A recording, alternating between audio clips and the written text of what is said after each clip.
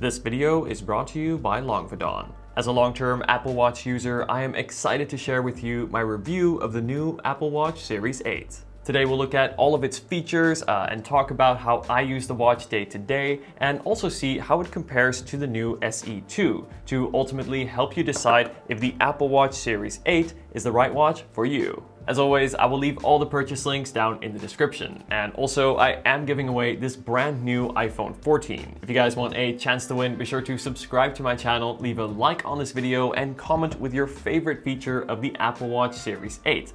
Then follow me on Instagram at Dion Schuddeboom, where I will announce the winner on October 16th. So first, let me tell you about my spec and why I chose it. So I opted to go for the GPS-only 41mm Series 8 in Midnight, and this comes in at $399 or £419. Now I chose to go for the GPS-only model as this saves a little bit of money and of course avoids that monthly cost, and my advice here is only go for the cellular model if you ever leave your home without your phone. Now this is something that I personally never do, so for that reason there is no need to go for the cellular model, as the GPS-only model can still do text and make and receive calls. All you need to have is your phone nearby. And then I went for the smaller 41mm version, as I find this to look more proportionate on my 155mm wrist. And if your wrist size is anywhere similar to mine, that is 6 inches in circumference, then I would definitely go for the smaller size. Now I have done a more in-depth comparison comparing the 41 to the 45mm version of the Series 8, which I will leave linked in the description. And then finally, I decided to go for the darker midnight color, as I find this to be more versatile. It is easier to pair with different outfits for different occasions, as well as third-party bands. Now I'm actually using this really beautiful leather band from Vulcan, which I'll tell you more about in a sec. But first, let's talk about the display, arguably the single most important component on any smartwatch, and is also the biggest differentiating factor between the Series 8 and the SE2. The Series 8 gets a bright OLED display with rounded corners, where content almost flows over the edge of the glass, and this looks really sharp. The 41mm display on the Series 8 is also 1mm larger than the 40mm display on the SE2. Now this difference may sound small, but when you're comparing screens of this size, 1mm goes a long way.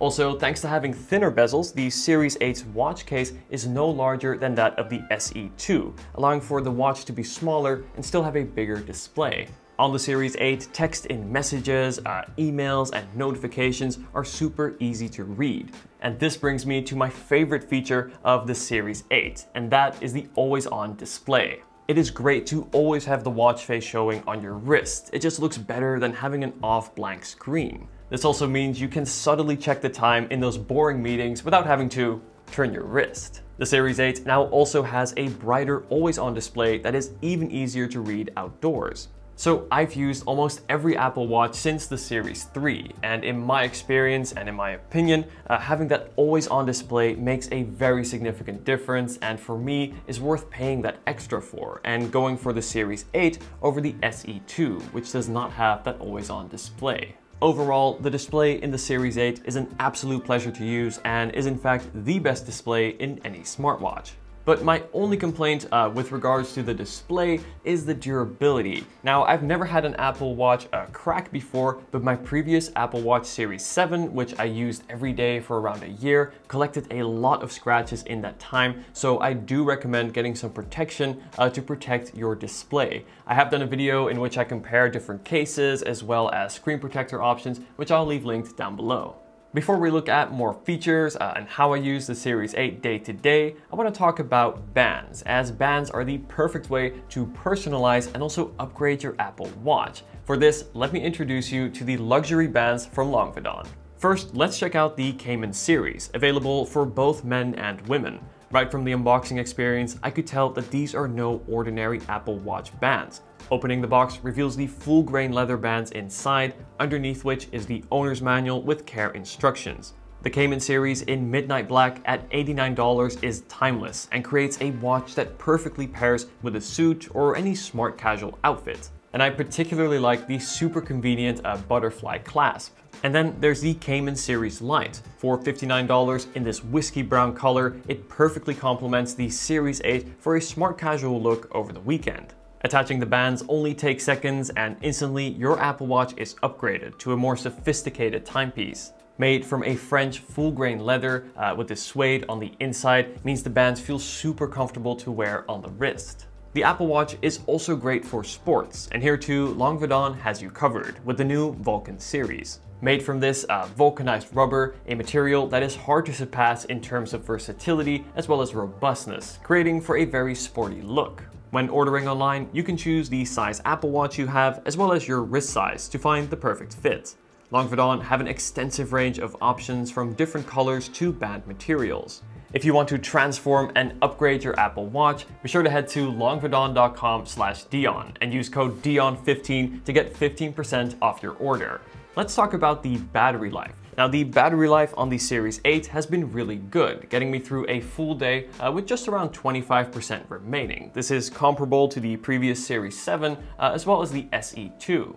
But how you set up your watch is key. I have done a more extensive Apple Watch guide that shows you how I set up my watch to get the most out of features as well as battery life. But to give you an idea, notifications and background app refresh as well as Siri all have a significant impact on your battery life. On the subject of extending the battery life, the Series 8 now adds low power mode for even more battery life. This is an option in the setting that once toggled will turn off all non-essential features and allow for up to 36 hours of use. I haven't had to use this yet, but it is useful to have for, say, longer days of travel. Now, in terms of charging, I charge my watch in the morning whilst I get ready for the day. And this is where the fast charging that you only get on the Series 8 comes in particularly handy. So what I do is when I wake up in the morning, I put my watch on charge with around 20% or so remaining. Then whilst I get ready for the day, and then 30 minutes later roughly, my watch will be up at 90% ready for the entire day.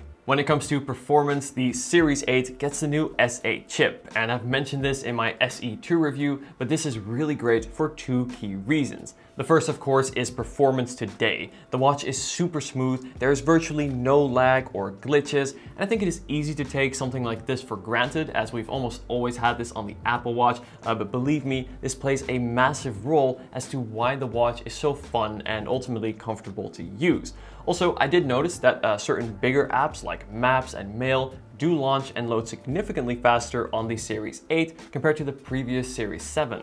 And the second reason the S8 chip is really great is this means longevity, right? Many years of software support. Now, looking at previous Apple Watch models, Apple typically supports them for 5, 6, even 7 years. So I would expect many years of new software updates, security updates, and features for the Series 8. And this is great as this means this watch is going to last you for many years. When it comes to health and safety features, the Series 8 has a lot to offer. First, you get continuous heart rate monitoring with high as well as low heart rate notifications. You can also take an ECG and measure your blood oxygen, features not found on the SE2. The Series 8 now also adds temperature sensors for women's health applications and also gets crash detection. Now, crash detection is similar to fall detection, where it will detect if you're ever in a severe car crash, and then if you do not respond, it will automatically call emergency services on your behalf. Now, even as someone who is generally healthy, I find it reassuring to have these features constantly running in the background just in case. Now I want to talk about how I use my Series 8 every day, as for me, it is the more underrated features that I actually use the most. First, getting notifications right on the wrist is amazing. It is easy to see important notifications without having to reach for my phone. The Series 8 adds more ways to interact with a notification. Let's say a message, for example. When this comes in, you can respond using presets, emojis, dictate, or my favorite, use the full on-screen keyboard. Now, this is available only on the Series 8, and while it may look small, it is actually quite usable for a quick line or two of text. And then Siri is great too, allowing me to quickly create a reminder, play some music on the HomePod, or check the temperature before leaving home. And then here in London, I use Apple Pay every day for public transport to groceries. Super convenient and only needs a tap with the wrist. Apple provides a level of cross-device integration like no other, and the Series 8 takes this even further. Just to name a few, I can unlock my Mac when I am near, or adjust the volume of my headphones with the digital crown. I can also ping my phone if it is ever lost. Of course, this is something that never happens to me. And lastly, there is activity rings. As someone who likes numbers and data, I find it super satisfying to complete these rings, or at least as much as I can. Essentially, this is made up of 3 rings, one for stand, exercise, and move, and you can watch them fill up throughout the day to ensure I get at least moderate levels of exercise. In my SE2 review, I called it the best value smartwatch for offering the essential Apple Watch features at a very attractive price. But on the other hand, the Apple Watch Series 8 is the best overall smartwatch that you can buy right now. With the bigger and better always-on display, fast charging, and additional health features, it is such a joy to use and is, in my opinion, worth paying that extra for. It is the watch that I use and wear every day. If you're on an older model, say a Series 4, 5, or an SE1, and want to upgrade to the next level of Apple Watch, the Series 8 is the perfect watch for you. Let me know if you have any questions at all. I hope this video helped you out with your buying decision, and if you do choose to go for an Apple Watch, be sure to pair it with a beautiful band from Longvidon. I'll leave the links in the description. Thanks for watching, guys. I have lots more Apple Watch content coming very soon, and I'll see you in the next video. Take care.